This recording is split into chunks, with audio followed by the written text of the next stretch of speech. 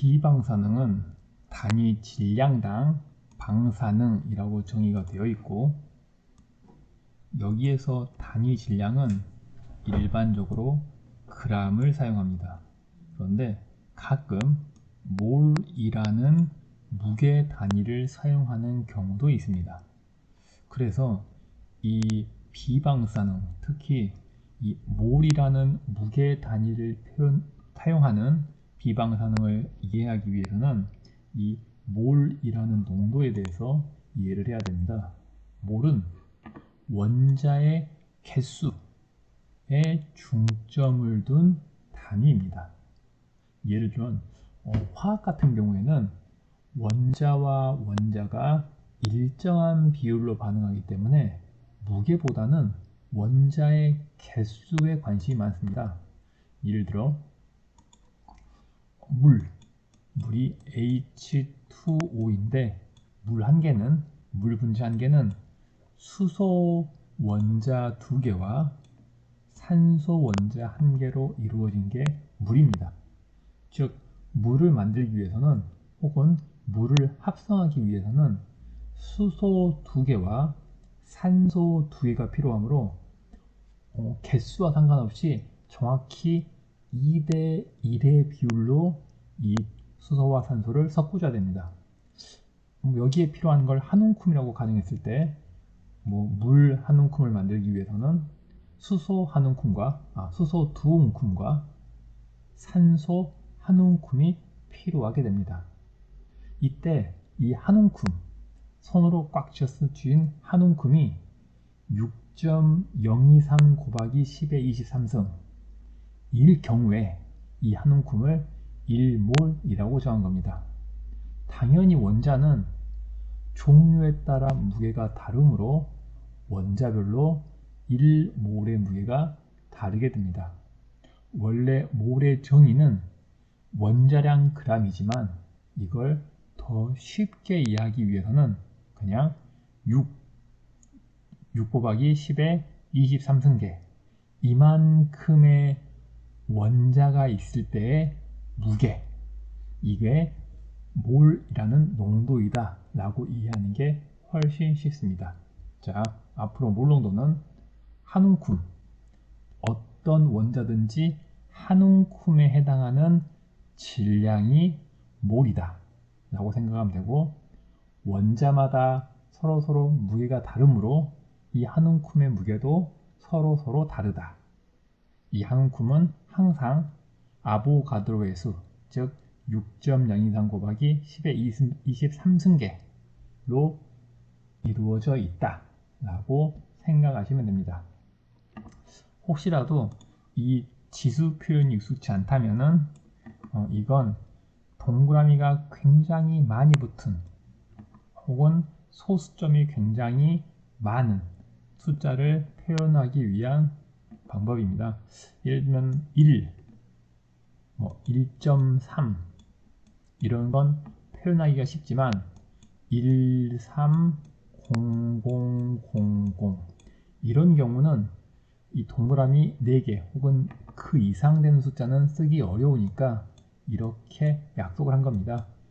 13 곱하기 10의 4승으로 쓸 수 있지 않느냐, 혹은 130 곱하기 10의 3승으로 쓸 수 있지 않느냐, 이렇게 쉽게 정의를 한 거죠. 그런데 약속은 항상 앞에 숫자가 한 개만 오고 나머지는 소수점으로 빼는 식으로 약속을 정했습니다.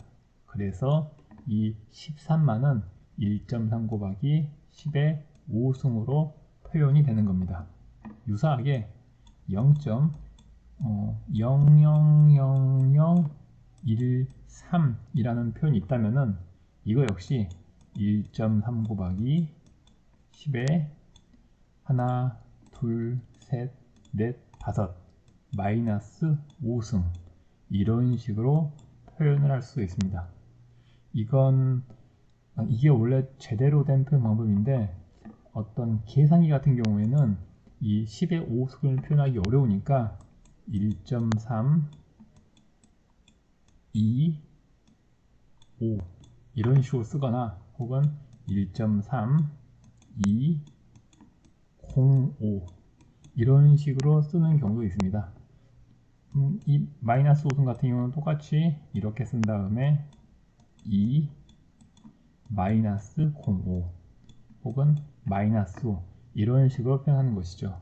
이건 계산기마다 표현 방법이 다른 것일 뿐 사실 똑같은 표현입니다. 이게 지수를 이용해서 굉장히 큰 숫자를 표현하는 방법입니다. 자, OT 시간에 이야기했던 방사성 붕괴에 관한 가장 기본적인 법칙 i는 i제곱 i제로 2의 람다 t 라는 공식에 대해서 다시 한번 설명해 보겠습니다. 물론 이건 뭐 숫자를 i에 대해서 정리를 하나 혹은 뭐 n에 대해 정리하나 혹은 a에 대해 정리하나 원리 자체는 동일합니다. 자, 먼저 일정한 양이 감소하는 현상 이거에 대해 설명해 보겠습니다. 첫 번째 그래프인데요. 예를 들면 5만원짜리 기프트콘을 받았는데 매일 4,000원짜리 커피를 사 먹는 경우입니다. 매일 4,000원씩 감소함으로 잔액을 그려보면 처음에 5,000원, 5만원이 있다가 하루가 지날 때마다 4,000원씩 4,000원씩 감소가 되는 이런 그래프가 그려질 겁니다. 이걸 수식으로 정리하면 이 x가 경과일, 즉 하루가 지날 때마다 이 4,000씩 적어지는 잔액이 이렇게 계산되는 이런 y는 5만 마이너스 4,000x라는 이런 그래프가 그려집니다. 반면에 자연현상에서 흔히 일어나는 일정한 비율로 감소하는 현상, 이걸 이런 예를 들어보겠습니다. 커피 전문점에서 에스프레소 한 잔을 테이크아웃해서 간이실로 가져왔습니다. 그리고 친구를 위해서 물을 부어서 똑같이 두 잔으로 나눴습니다. 커피가 반쯤 옅어졌겠죠? 그런데 또 다른 친구를 만나서 이 반쯤 옅어진 커피를 또 두 잔으로 나눠 먹는 겁니다. 이렇게 에스프레소를 한 번 나눠 먹을 때마다 실제 양은 반씩 적어지면서 커피가 옅어질 겁니다. 이때 내가 가진 커피의 농도를 그려본 겁니다. 자, 맨 처음에 내가 가진 커피 농도는 에스프레소 한 잔 1에 해당하는데 친구 한 번 만날 때마다 절반, 또 다른 친구 만나서 나눠주면 또 절반, 또 다른 친구 만나서 나눠주면 절반, 이렇게 점점 줄어드는 그래프가 만들어지겠죠. 이걸 쭉 연결하면 이런 그래프, 이런 곡선의 그래프가 만들어집니다. 정확한 수식은 아니지만 이걸 가장 잘 표현한 식이 바로 이 식입니다. 여기 있는 알파벳 E는 숫자로 약 2.3 정도 되는 숫자인데 파이가 원주율 파이가 3.14인 것처럼 이 알파벳 E도 그냥 2. 얼마에 해당하는 숫자이다 라는 식으로 생각하면 됩니다. 자, 이 알파벳 E자라는 수에 집중하지 마시고 집중은 이 마이너스 X승, 즉 이 커피 농도는 친구와 나눠 먹은 횟수 이거에 반비례한다 라는 이 식에만 집중하시기 바랍니다. 네. 그 파이가 3.14로 시작하는 끝이 없는 것처럼 이 알파벳 E는 2.7 이렇게 쭉 나가는 끝이 없는 숫자입니다. 단지 숫자입니다.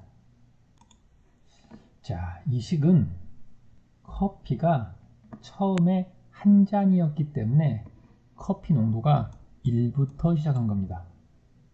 만약에 커피가 3잔이었다면 방정식이 변해야 됩니다. 어떻게 변하냐면 이 첫 번째가 숫자 3이 되겠죠. 자, 이렇게 바뀌었습니다. 단지 처음 숫자가 3으로 바뀌었고 계속 절반으로 줄어든다 라는 사실은 변함이 없습니다. 그래프는 똑같은 형태에서 이 y축만 1에서 3으로 바뀐 것이고, 즉 y축이 처음 그래프가 1부터 시작해서 이렇게 됐던 그래프가 3배로 커진 거죠. 그래서 이 3배를 표현하기 위해서 이 수식의 가장 앞쪽에 숫자 3을 곱하면 됩니다. 이렇게 3을 곱하면 모든 값이 3배로 늘어납니다. 그래서 식은 이렇게 바뀌고 그래프는 원래 그래프보다 3배가 커집니다. 자, 여기서 주목하는 건 처음 시작하는 양이 몇 배가 됐던 간에 그걸 이 첫 번째 숫자 얘가 결정해 준다 라는 것만 기억하시면 됩니다. 자, 다음 감소하는 비율이 달라지는 경우입니다. 아까는 제가 커피를 절반씩 나눠주는 경우, 이 경우였는데, 때론 친구에게 내가 더 많이 먹고 싶어서 친구에게 3분의 1을 주고 내가 3분의 2를 가질 수 있습니다.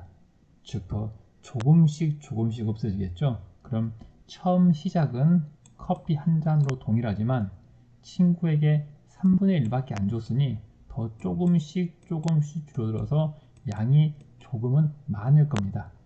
시작은 같지만 천천히 줄어든다. 혹은 반대로 친구에게 더 많이 주는 경우, 즉 친구에게 3분의 1을 주는 경우에는 더 빠르게 사라지겠죠.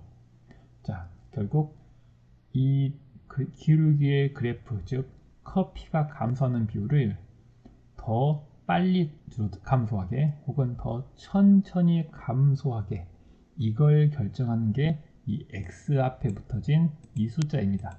이 x 앞의 숫자를 크게 하면 크게 할수록 더 많이 감소하고 더 급박하게 감소하고, 작으면 작을수록 더 천천히 감소하는 겁니다.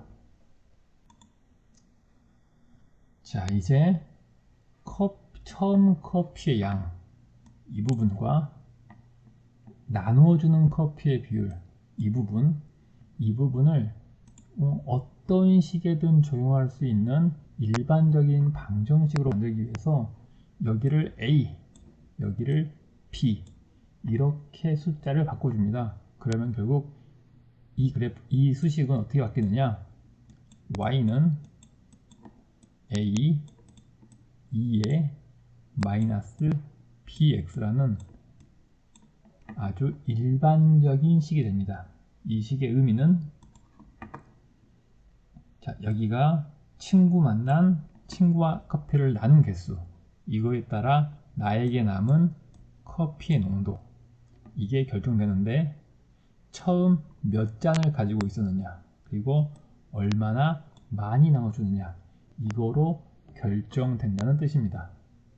이걸 이제 커피의 양을 뜻하는 이 y 대신 방사성 핵종에 대해 얘기를 하기 위해서 이 맨 처음에 있었던 방사성 물질의 개수를 n0, 방사성 물질의 개수니까 넘버, 처음이니까 0, 이렇게 n0로 바꿔주고, 시간이 지남에 따라 점점 감소하니까 이 친구와 나눈 횟수 x 대신 시간 t를 적어주고, 그리고 마지막 남은 t 시간이 지난 후에 남은 방사성 물질의 개수, 이렇게 표현해 주면은 이제 일반적으로 사용할 수 있는 식이 된 겁니다.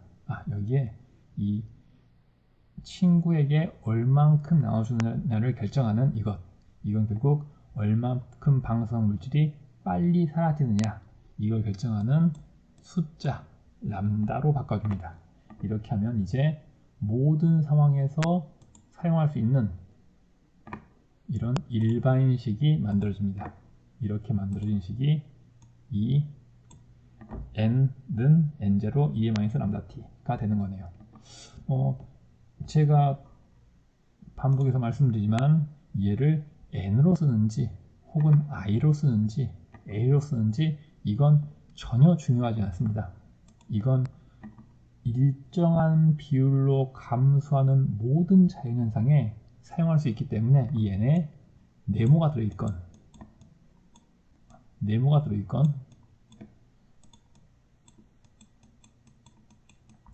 혹은 이 부분에 동그라미가 들어가건 이 람다 대신 a가 들어오건 b 혹은 다른 문자가 들어가던 아무 상관없이 여기에서 주목할 사실은 이 2의 마이너스 람다 t 형태로 이런 형태로 표현한다 라는 이 수식의 구조를 이해하시기 바랍니다. 여기에서 한 걸음 더 가서 이 그래프를 조금 더 깊이 이해해보면, 자, 이 처음에 n0였던 방사성 물질의 개수가 점점 시간에 따라 줄어듭니다. 특정 시간 t시간일 때, 자, 이 시간을 t시간이라고 할 때 남아있는 방사성 물질의 개수, 여기가 n이 되겠네요. 자, 이 n은 결국 이런 공식으로 포함됩니다. 이 공식의 정확한 의미는 처음 시작했던 이 방사성 물질의 개수가 어느 정도의 비율로 남아있다 라는 의미입니다. 즉, 이 2의 마이너스 람다 t 부분은 처음 시작했던 이 방사성 물질의 개수 중에 얼만큼 아직도 남아있는지, 즉 남아있는 비율을 의미하는 겁니다. 따라서 정반대로 사라진 방사성 물질의 비율을 표현하고자 한다면, 자, 여기 1에서 이만큼이 빠진 1-2의 마이너스 람다 t, 이 부분이 사라진 부분입니다. 즉 이걸 정리하면은 이 오른쪽에 있는 이 부분 2의 마이너스 람다 t는 사라진 비율이 되는 거고, 아니네요. 남아있는 비율이 되는 거고, 1-2의 마이너스 람다 t가 사라진 비율이 되는 겁니다.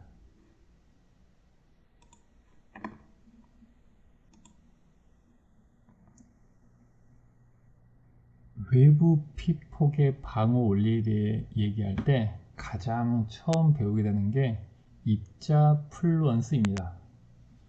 인체 외부에서 인체를 향해서 입사되는 방사선에 의한 인체 피해를 외부 피폭이라고 하는데, 방사선은 에너지의 흐름이기 때문에 인체 피폭은 방사선의 에너지가 인체에 전달되는 과정을 이해해야 합니다.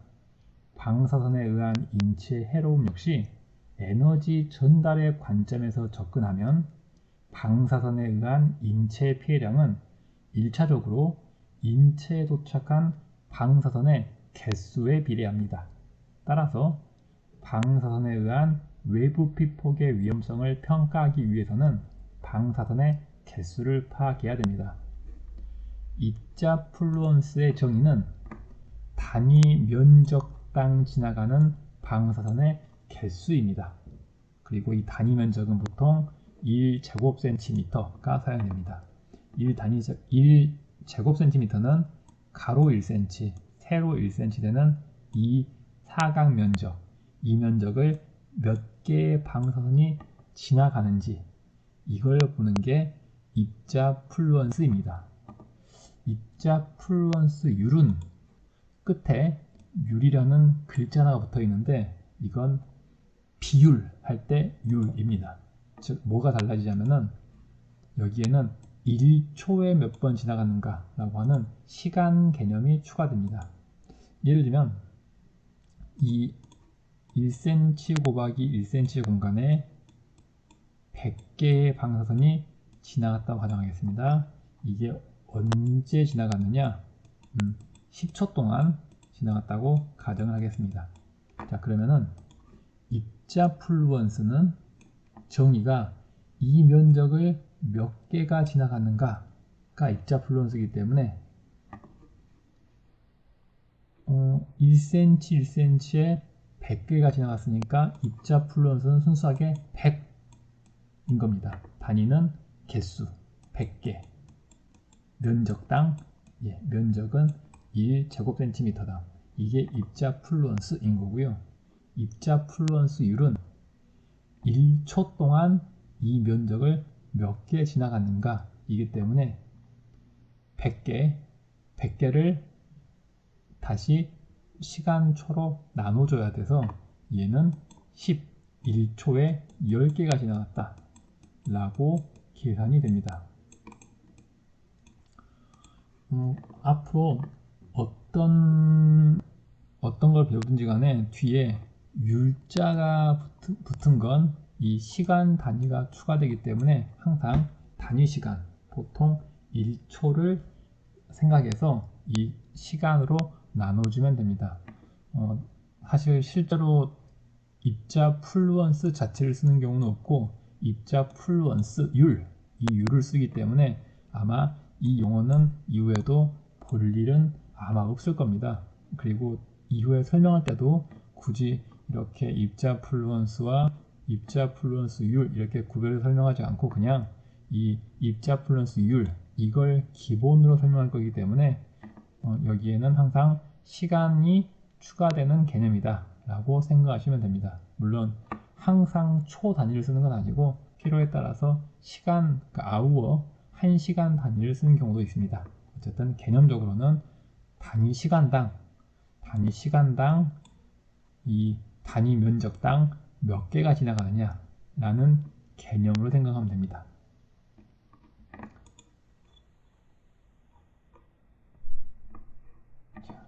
방사선은 기본적으로 특히 입자 플루언스는 기본적으로 이 거리의 제곱 반비례하게 됩니다. 물론 이건 입자 플루언스 뿐만 아니라 뭐 방사선량이라던가 모든 종류의 방사선이 거리의 제곱 반비례하는데 이걸 쉽게 이해하기 위해서는 빛을 생각하면 됩니다. 빛도 역시 방사선의 일종이기 때문에 거리가 2배가 되면은 4분의 1로 약해진다 라는 개념은 이미 실생활에서 우리가 흔히 받아들인 부분입니다. 쉽게 받아들일 수 있는 부분이기 때문에 그것과 연관해서 기억하시기 바랍니다. 자, 방사선은 거리 역자승의 법칙에 따른다. 역자승의 법칙은 제곱에 반비례한다. 자, 이거 굉장히 복잡한 공식을 제시했지만 이걸 외워서 사용하는 건 권하지 않습니다. 이건 어떤 식으로 접근하는 게 가장 좋냐면은 그림을 그려서 접근하는 게 가장 좋습니다. 예를 들면 여기 선원이 있고 선원으로부터 1m, 2m 거리가 있습니다. 이 선원이 1m 거리에서 예를 들면은 입자 플루언스율로 예를 들어서 여기가 100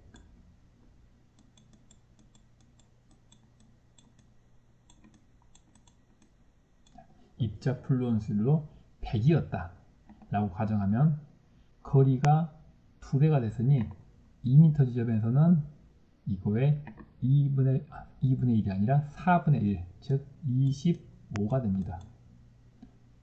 그렇다면은 정반대로 0.5 거리가 절반이 된다면은 당연히 이 숫자는 입자 플루언스율은 2배가 아니라 4배가 커지겠죠. 즉 여기서는 이 지점에서 입자 플루언스율은 4배인 400이 될 겁니다. 이런 식으로 직관적으로 계산하는 게 더 편리합니다. 이 식은 단지 이 과정을 수식화했을 뿐입니다. 그러니 항상 팁을 드리자면 1m를 기준으로 먼저 생각을 하고 1m를 기준으로 얼만큼 멀어졌나 가까워졌나 이걸 비교해 보는 게 좋습니다. 만약에 0.5에서 400일 때 2m일 때 얼마인가 라는 식이 있을 경우 아주 익숙한 경우에는 거리가 4배가 됐으니까 여기는 8분의 1이 되겠구나 라고 계산할 수 있지만, 이게 이렇게 계산하는 게 익숙치 않다면은 1m를 가서 1m니까 거리가 2배가 됐네. 그러면 4분의 1, 다시 2m, 거리가 2배가 됐네. 4분의 1, 이런 식으로 1m를 기준으로 나눠서 계산하는 것도 좋은 방법입니다. 다음은 감마상수라는 개념입니다.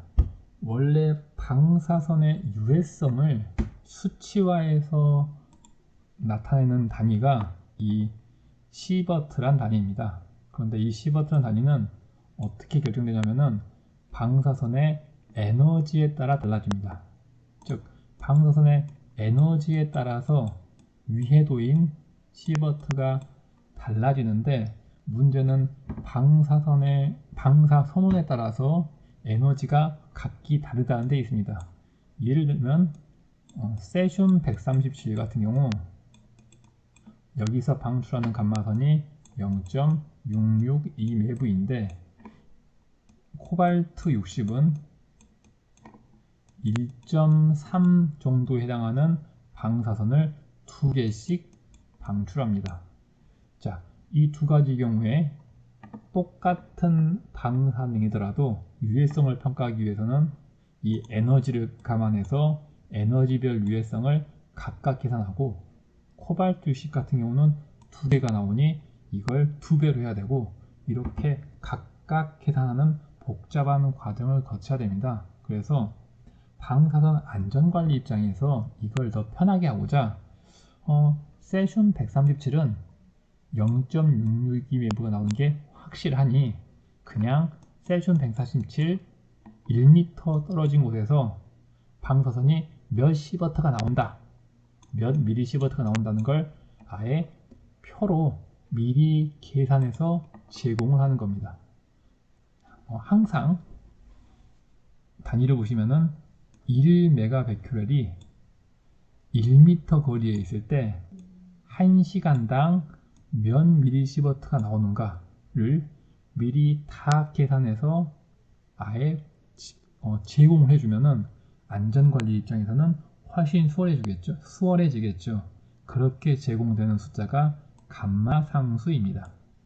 감마상수의 특성은 감마선을 방출하는 핵종에 한해서 제공하는 거고, 이 단위도 자세히 보시면은 여기서는 비록 1메가베큐렐이 1m 거리에서 떨어졌을 때 시간당 미리시버트로 제공되지만, 이 단위가 고정된 단위는 아닙니다. 여기서는 1m를 기준 삼고 있지만 어떤 감마상수는 30cm를 기준으로 제공하는 경우도 있고, 여기서는 1메가베큐렐을 기준으로 하고 있지만 오래된 자료는 미리큐리 단위로 제공하는 경우도 있고, 여기서는 미리시버트이지만 옛날 자료는 미리 렌트겐을 사용하기도 했습니다. 그 예를 보면 코발트 60 같은 경우에 이렇게 메가베큐렐과 미리시버트인 SI 단위를 사용하는 경우에는 3.7 곱하기 10의-4승으로 표현하지만, 옛날 단위인 큐리와 렌트겐으로 표현할 때는 1.32로 표현했습니다. 따라서 감마상수는 감마선 방출액종의 선량을 1m 근처에서 평가하기 아주 편리한 숫자이지만, 반드시 단위를 자세히 보고 이게 무엇을 의미하는 건지 정확하게 파악을 해서 사용을 해야 된다는 거에 주의를 하셔야 됩니다.